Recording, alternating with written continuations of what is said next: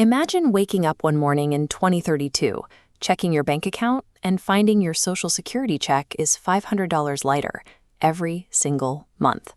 This scenario requires no vote and offers no option to opt out. Under current law, an automatic 22 Social Security functions as a pay-as-you-go system. Your 12.4% FICA tax, split between you and your employer, is taken from your paycheck today and piped straight out to people collecting benefits today. However, those payroll taxes only apply to the first $184,500 of your income. Once an earner crosses that threshold, the Social Security tax stops completely. Look at the difference. A teacher making $60,000 pays into the system on every dollar she earns all year. A hedge fund manager making $3 million stops contributing to Social Security in early February. This cap creates a hard ceiling on the program's total tax revenue, and that revenue limit is the primary driver of the impending shortfall. Demographics have tipped the scales against the program. In 1960, 5 workers supported every 1 retiree.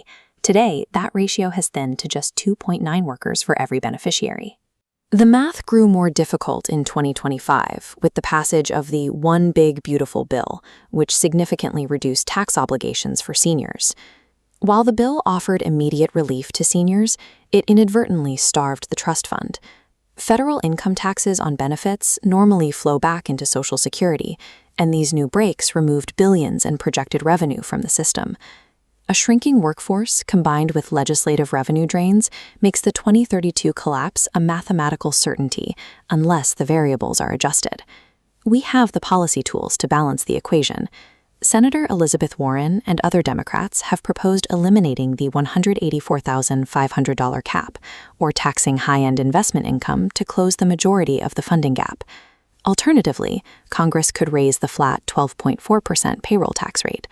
Bumping that rate to 13.4% or higher would provide an immediate infusion of revenue. Because any permanent change requires a 60-vote bipartisan majority in the Senate, no single party can implement a solution alone. Bipartisanship is rare, but we have seen it work. In 1983, Congress fixed a similar crisis when the program was literally weeks away from being unable to send out checks. President Ronald Reagan and Speaker Tip O'Neill forged a compromise combining tax increases with a higher retirement age, buying 50 years of solvency. The tools to save the system exist today, but history suggests leaders will wait until the crisis is directly at their doorstep before they use them. You cannot wait for a divided government to fix the math. Your retirement security depends on the steps you take right now.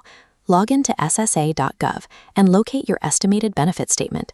Take that number and stress test your future budget against a 22% cut to see if your plan remains viable. Focus on maxing out your 401k and IRA. These tax-advantaged accounts grow independently of the Social Security system and provide a necessary buffer against policy changes. Consider the impact of delaying your benefits until age 70. This choice increases your monthly payout by roughly 76% compared to claiming at 62. Creating a personal hedge against any future percentage cuts. Finally, use your leverage as a voter. The representatives elected in the 2026 midterms will be the ones in office when the trust fund runs dry in 2032.